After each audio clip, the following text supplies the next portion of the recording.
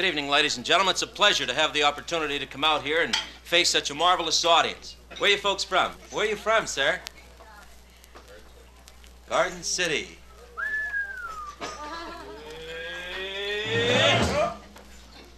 How about you, sir? Where are you from? Huntington. Get all the big city people in tonight, Joe. That's what America is. It's made up of small towns like Huntington and whatchamacallit. Garden City. Now, there's a lot going on in Garden City. A lot of people don't think there is, sir, but that's really Action City. There's air and rocks and trees and dirt. That's where elephants go to die, really, isn't it? Later for that time. Good town. How about you folks? Where you from, sir? Where, folks? Where? Columbus, Ohio. Boy, that's a fantastic town. We have a lot of people from Europe stop in New York on their way to Columbus.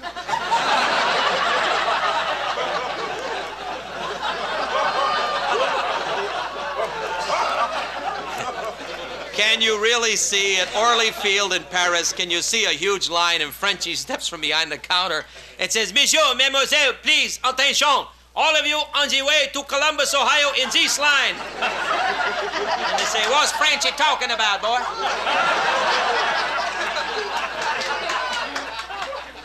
Good town, pal. Great audience, man. We didn't expect this, you know, so we didn't have any material prepared.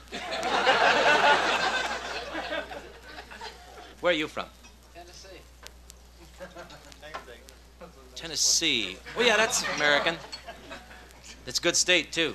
Tennessee, Tennessee, land of Lincoln.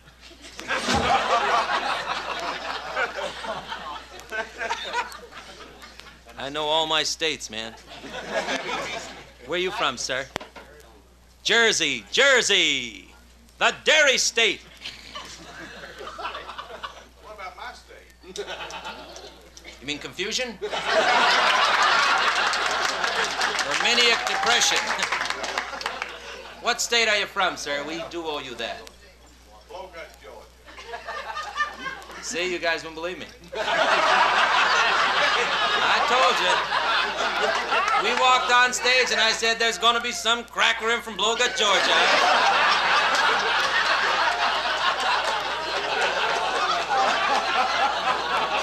Are you from Minnesota? Good. That's one of my favorite states. Love it up there. Minnesota, Minnesota, land of Lincoln.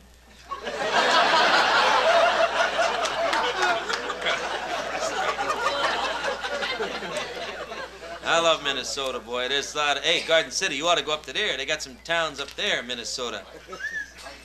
What city do you live? Do you live in Minneapolis? No. Fold up. Where do you live? Fold up. Fold up. I didn't ask you what you do up there. I asked you where you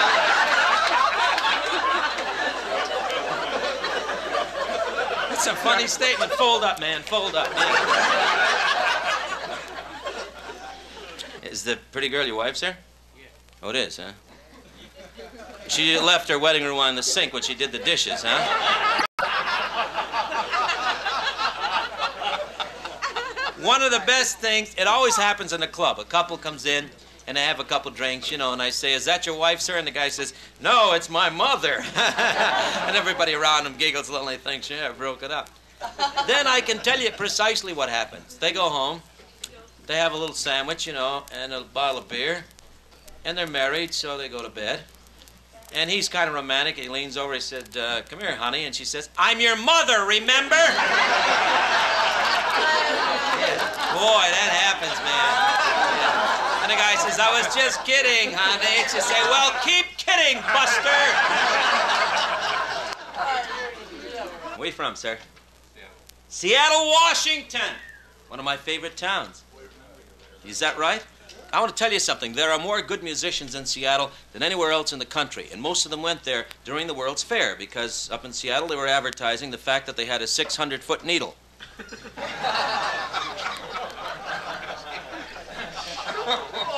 See, that's a Space Needle, a restaurant. You know, yeah. I love Seattle. That's one of my favorite parts of the country. I lived there.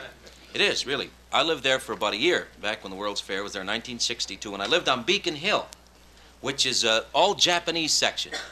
And it's a great section of town, isn't it? I lived next door to a Japanese guy who was so rich, he had a Jewish gardener. Yeah. Everything died, everything in the yard, everything. One thing about Seattle, there's an airlines that services Seattle, and I'm not going to mention the name of it. But there's an airlines up there that everybody refers to as Fat Chance. And there's a small airlines like this in every city and every country in the world today. And they only differ from the major airlines in an administrative manner. And their schedule, for instance. Like this airlines up there goes from Seattle to New York in 4 hours and 10 minutes. And from Seattle to Spokane, that's 300 miles, it takes 4 days. They just do what they want to up there. Yeah. Now, the first time I flew on them, I called the airport, and I learned this. Even large, reputable airlines are guilty of industrial subversives today. They have now hired telephone receptionists with very appealing voices. You know, you dial the number, and a voice comes in and says, "Oh, oh, oh." Well, let's face it, fellas, that's the one you want to go on. No matter where she's going or what she charges, that's your baby. Well, I've been around a little bit. That sort of thing doesn't bother me. So I said to her, "Hello?" That'll be the day. I said I'd like very much to go to New York, and she said, "Oh, say it again." Well, I very calmly climbed out of the coin return. I said, "Sweetheart, just tell me what time the plane leaves," at which point she checked the data in the office, and then he left. She said, "Hey, Daddy." And she said to me, "That's flight 625. Departure is 9:30 in the morning." I said, "Thank you very much. And the fare, please?" $110.20 plus tax. I thought to myself, why not check Fat Chance Airlines? So I dialed the number, and a voice came in and said, "Yeah?" I said, "Is this Fat Chance Airlines?" The guy said, "It must be. We got the biggest calendar." I said, "Well, I'd like very much to go to New York." And the guy said, "Big deal." I said, "What do you mean by that?" He said, "We got a lot of our pilots trying to make it that far." I said, "Just tell me what time the plane leaves." He said, "All right." He said, "That's flight number 1. I said, "When does it leave?" He says, "Flight number 1 leaves Thursday or Friday." I said, "Look, can't you narrow that down a little bit?" He said, "Look, buddy, you get out to the airport early Thursday morning. You see one of ours looks like it's going to get off? Get on." I said, "How much is the fare?" He said, "How much you got?"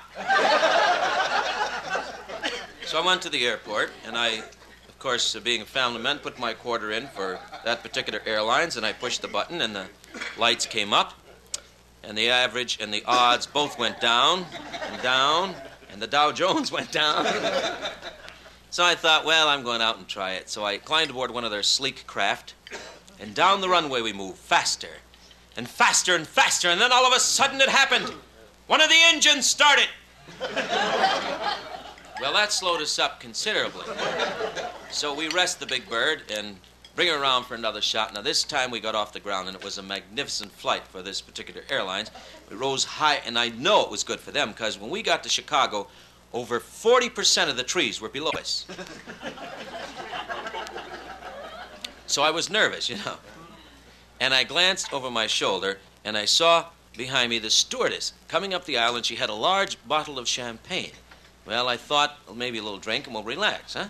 Halfway up the aisle, she uncorked the bottle and began drinking it. I said, "Hey, are you celebrating something?" She looked right at me and said, "We're off the ground!" She was not a young girl either. Her name was Nancy Wright, and she had 2 younger brothers with this airlines. Well, I just about had it then, and the pilot showed up into the passenger compartment, and he was wearing a parachute, which, you know, you don't say. I said, that's ridiculous, you know. I said, "What are you doing with that on?" He says, "Mechanical problems up here, and I'm going for help." I said, "That's all right for you, pal, but what am I going to do with the rest of these passengers?" And then he told me, and I said, "You think we're going to have time?" There are always people come into a club and say, aren't you afraid of being sued by that airlines? It's a two-part question. No, I'm not afraid. And yes, I'm being sued.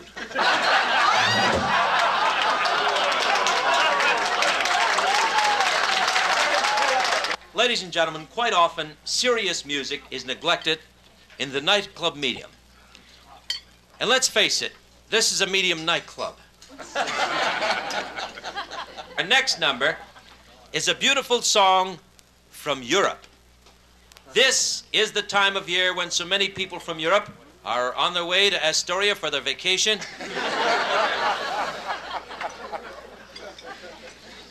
Consequently, our performance of this magnificent European number, a song from the most beautiful country in all of Europe, from the land of love, mystery and intrigue, from the land of dignity, passion and romance, from the land of the bullfight, Ireland.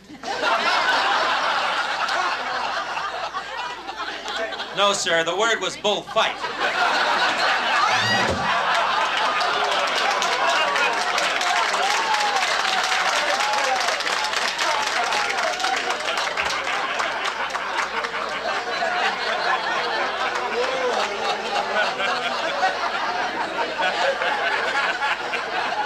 There's only one country this romantic, ladies and gentlemen.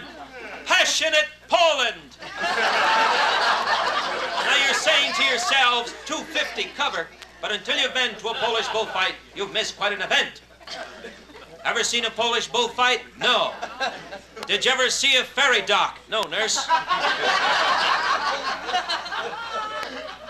Did you ever see garlic bread? No. I was in the market 2 hours. It never made a move.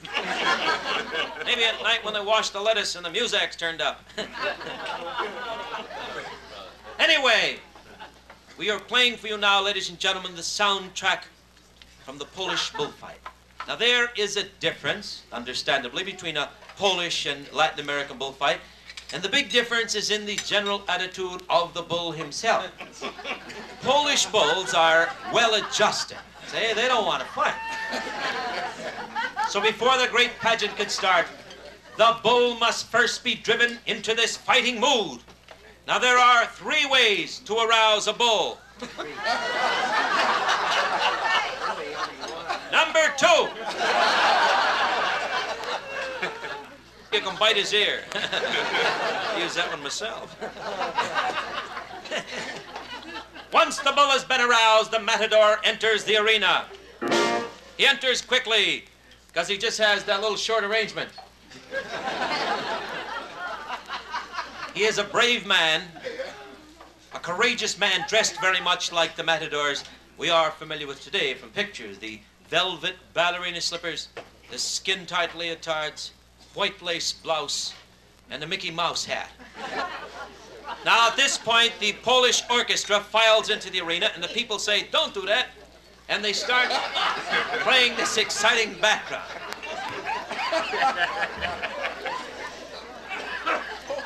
The bullfight does become very solemn, for the local clergy appears, and he consecrates the animal, and everyone stands and shouts, "Holy cow!"